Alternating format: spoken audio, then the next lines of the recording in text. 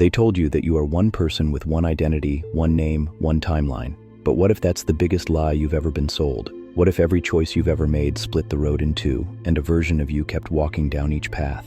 One said yes, one said no, one stayed, one left, one forgave, one shut the door and walked away forever. Infinite versions, infinite realities, all of them you. You don't see them, not because they don't exist, but because you've been trained to only trust what your five senses can detect. But the truth is, those senses are filters, not gateways. They show you a fraction of the spectrum. They keep you grounded in this timeline. But in the background, just beyond the veil, the others are still moving, breathing, becoming. You can feel them sometimes, can't you? That moment when you hesitate before a decision and something inside you already knows the outcome. That's not anxiety, that's resonance. That's the timeline where you already lived it, whispering back to you. And maybe, when you're dreaming, or suddenly hit by déjà vu so powerful it freezes your breath, that's not random. That's another version of you, brushing against the thin walls between worlds. We are taught to dismiss those moments, to call them imagination, to snap back into this linear reality and get on with our day. But some part of you knows better. Some part of you remembers. That memory doesn't come from this life. It comes from the others, the ones playing out parallel to this one right now. The scientists call them parallel realities, and the mystics call them dimensions. But the feeling is the same, an echo just outside your awareness, like hearing your own voice in another room, but not knowing how you got there. You've felt it when your body's here, but your mind drifts somewhere so vivid, so familiar, it feels like you've lived it. You've caught glimpses of a life where you made a different decision, loved a different person, followed a different dream. These aren't fantasies. They're bleed-throughs, overlaps, quantum entanglements of timelines that are still alive, still moving, still tethered to you by frequency. The you who didn't quit, the you who left sooner, the you who forgave, the you who never did. They're all real, because in a universe where time is not a straight line but a spiral, every possibility exists simultaneously. And it's not just theory, it's experience. You've heard a voice inside that doesn't feel like thought. You've felt a knowing that had no explanation. You've been guided by instincts that saved you from disasters that never came, but could have. That's you, listening across timelines, responding to versions of yourself who've lived through it, who are whispering back what they've learned. You are not one being. You are a constellation, a network of infinite selves branching out through every choice you've ever faced. You exist not in a straight line, but in a field, interwoven, dynamic, vibrating at different frequencies. And when one of you shifts, the ripple spreads. That's why healing doesn't just affect you, it lifts all your selves. That's why patterns show up again and again until one of you breaks the cycle. That's why sometimes you feel tired for no reason, because another you is fighting a war you can't see. But if you learn how to listen, how to tune into the signals, you can begin to align, not by thinking, but by feeling. Because resonance is the bridge between worlds. So how do you listen to versions of yourself you've never met? You don't use logic, you use alignment. Because this isn't about information, it's about frequency. The you that followed your deepest calling feels different in your body than the you that stayed silent.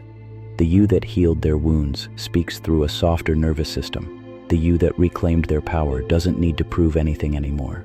You can feel these versions in your dreams, in your instincts, in the magnetic pull toward or away from certain people. Your body is the compass. Every time you say yes to something that feels wrong, you're tuning into a timeline that isn't meant for you. Every time you honor what feels right, even when it's inconvenient, you're aligning with the path of your higher self. And here's where it gets wild. The more you align with that frequency, the more reality begins to shift. Subtle at first. People treat you differently. Synchronicities start to stack. You suddenly think of someone and they message you. You find yourself in the right place at the right time more often. That's not coincidence. That's coherence. You're syncing with the version of you that's already walking in power. And that version isn't far away. It's right here, waiting for you to drop the version of yourself that's performing, pretending, or surviving. And if what you're feeling right now stirs something real inside you, if this isn't just interesting but familiar in a way you can't explain, then you're already tuning in. Don't stop. Don't numb it. Follow it. And if you want to keep connecting to this kind of content, to this kind of remembering, then subscribe now and hit the bell. Not for more noise, but for more clarity. For more reminders of what your soul already knows, but your mind keeps forgetting. Have you ever made a decision that felt small in the moment, but looking back, you realize it altered everything? That one text you didn't send, that job you almost took, that split second when you stayed silent instead of speaking your truth. Those moments weren't random. They were thresholds, crossroads between timelines. And on the other side of each choice, a version of you was born, not metaphorically, energetically. You see, the quantum field doesn't wait for your certainty. It responds to your attention. The moment you entertain a reality, it becomes an option in the field. And when you take action in alignment with it, you collapse the potential into the actual. That's quantum shifting, not some new age gimmick, but a deep truth ancient mystics and modern physicists both point toward. And the more aware you become, the more sensitive you get to these splits. You start to feel when a decision is about more than what's obvious. You sense when something has weight, not logical, but energetic. Like something in you is being asked to choose a version of yourself, and that choice reverberates. It ripples across every other self you've ever been. The moment you step into truth, you don't just upgrade this life. You shift the signal across the entire network. You become a tuning fork, and other versions of you begin to align. You wake up feeling lighter, even though nothing changed externally.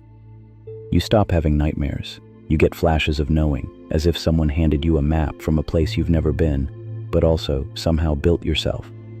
That's what happens when you stop seeing yourself as a single, linear identity and start remembering you're a multidimensional presence, living, learning, and healing across infinite realities, all at once. Now imagine for a second that one version of you already cracked the code. They faced the fear, had the conversation, wrote the book, left the relationship, stopped betraying themselves. That version of you exists, not just as an idea, but as a full, functioning reality. They're living the life you say you want, but not because they got lucky, because they made aligned micro-decisions over and over until the path unfolded. And here's the secret no one tells you. You don't have to start from scratch to access their wisdom. You just have to match their frequency. That version of you isn't waiting to be created. It's waiting to be remembered. Think about it. Every time you get a gut feeling, that's a message from a self who's already walked ahead. Every time you feel an unexplainable pull toward a place, a project, a person, it's not just intuition, it's resonance. That's why certain ideas won't leave you alone. That's why you daydream about a life that feels impossible, but never irrelevant. That's your future self reaching back, sending signals, lining up breadcrumbs. But you have to be quiet enough to notice, present enough to respond, brave enough to act, because every small choice that brings you joy, peace, truth, no matter how subtle, is a vote for that version of you. And the more you vote, the more that timeline solidifies. It begins showing up in your outer world, a conversation that confirms your gut, a delay that turns out to be divine, a loss that opens a door you didn't even know was locked. These aren't just happy accidents, they're course corrections, clues. Because reality doesn't respond to who you think you are, it responds to who you choose to be over and over, especially when no one's watching. Especially when the old version of you begs to come back. That's where real shifting happens, in the tension between habit and integrity, between comfort and truth, between the you that's known and the you that's waiting. Eventually, something strange starts to happen. The space between the versions of you begins to shrink. You start feeling a kind of coherence that can't be explained by routine or logic. It's not that everything gets easier, it's that you're no longer fragmented. You notice your inner critic speaks less because it's being replaced by inner clarity. The war between your head and your heart begins to quiet. You're not swinging wildly between extremes. You're landing, gently, into wholeness. This is what self-convergence looks like. When all the paths you've taken, all the timelines you've touched, start folding inward toward the same center. The one where your choices aren't reactions, they're transmissions. Where you're not chasing a version of yourself. You're becoming it, moment by moment, breath by breath. That's when you realize the universe doesn't need you to become someone else. It needs you to remember who you already are beneath the layers. Because the infinite versions of you aren't just scattered, they're coordinated, like a network, a living organism. And when you align with one, you influence them all. That's the truth behind the mirror moments, the dreams that echo real-life events, the feelings that don't belong to this day but hit you anyway, the wisdom you speak that feels older than your years. It's all you, different expressions, same soul signature. And when you stop resisting that, when you open to the idea that the past, future, and parallel selves are all collaborators instead of strangers, something sacred happens. You stop trying to be consistent in the way the world taught you, and you start being congruent in the way your soul requires. You live without performing. You love without conditions. You walk through life as if it's already yours, because in some reality, it always was. And the moment you feel that in your bones, not just as theory but as embodied truth, you collapse separation. You become a bridge between timelines, between lives, between everything you've been and everything you're becoming. The outside world starts reflecting the shift long before you realize what's happening. People you once chased now fade from your thoughts entirely. Places you used to feel drained by no longer pull at you. And what used to feel like effort now feels like movement, organic, fluid. Your outer reality doesn't just upgrade, it reorganizes. It stops being a battlefield and starts becoming a mirror. Because once you begin vibrating at the level of your aligned self, life recalibrates itself to match. You don't force change, it becomes inevitable. You'll notice conversations deepen without trying. Synchronicities stack like breadcrumbs, guiding you somewhere you didn't even know you were meant to go. Opportunities arise that feel oddly familiar, like you've already accepted them in another life and now they've finally caught up. That's not coincidence, it's coherence. And as your frequency cleans itself of doubt, guilt, fear, and performance, something powerful replaces them. Precision. You begin to feel the energetic signature of what's meant for you, and more importantly, what's not. You stop entertaining maybes. You stop explaining your boundaries. You stop justifying your desires.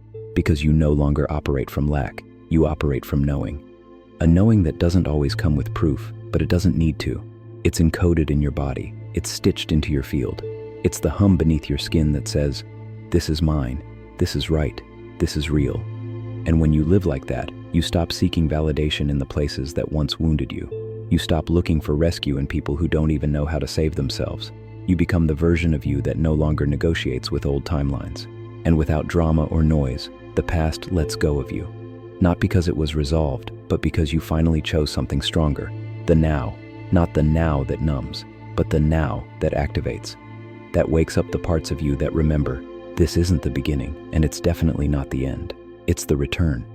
That return isn't to a version of you that once was, but to a center that's always been. The core beneath the noise. The witness beneath every identity you've worn, every timeline you've touched. And here's what you start to understand. These infinite versions of you aren't fragments, they're expressions. Each one exploring a different truth, each one carrying data that feeds the whole. Your grief taught someone else how to soften. Your boldness activated courage in a version of you who was silent too long. Your surrender gave another timeline permission to stop forcing. This isn't just about personal evolution, it's about universal intelligence moving through the prism of your soul. You're not chasing wholeness, you're embodying it. You're not fixing yourself, you're reintegrating what was never truly broken, only scattered across experience. And in this realization, something subtle but irreversible happens. You stop comparing, you stop regretting, you stop wondering what would have happened if you'd chosen differently.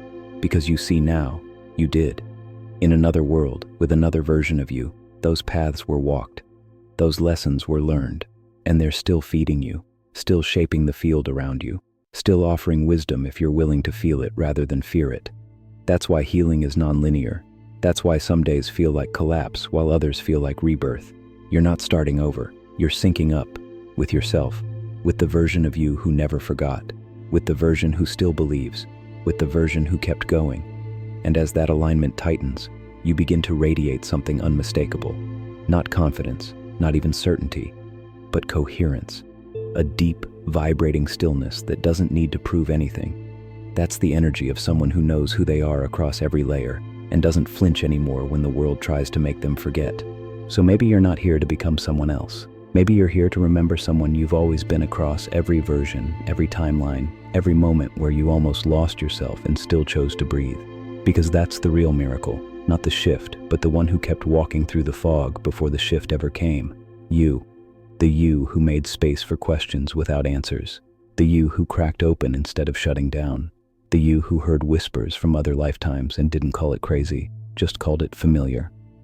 And now you're standing in the convergence, where every past self that felt unworthy, every future self that waited patiently, and every present self that dared to feel it all come together to say, "Welcome home." This is what wholeness tastes like. Not perfection, not certainty, but presence. Presence that doesn't collapse under pressure. Presence that listens when the ego shouts. Presence that holds shadow and light like two wings from the same bird. That's where you've landed. Not because someone showed you how, but because you followed a frequency that never stopped vibrating for you. You trusted the pull even when it made no sense, and now you're closer to yourself than you've ever been. Not the self you were taught to be, but the one you came here to remember. So here's the question that could change everything. Which version of you are you finally ready to stop abandoning? Is it the one who stayed silent too long? The one who dreamed too big for the people around them? The one who knew the truth but pretended not to? Drop it in the comments, because the moment you name them, they stop waiting. They step forward, they integrate, and maybe, just maybe, your words will reach someone else who's been waiting for a sign that they're not alone in their remembering. That version of you might just save a version of them.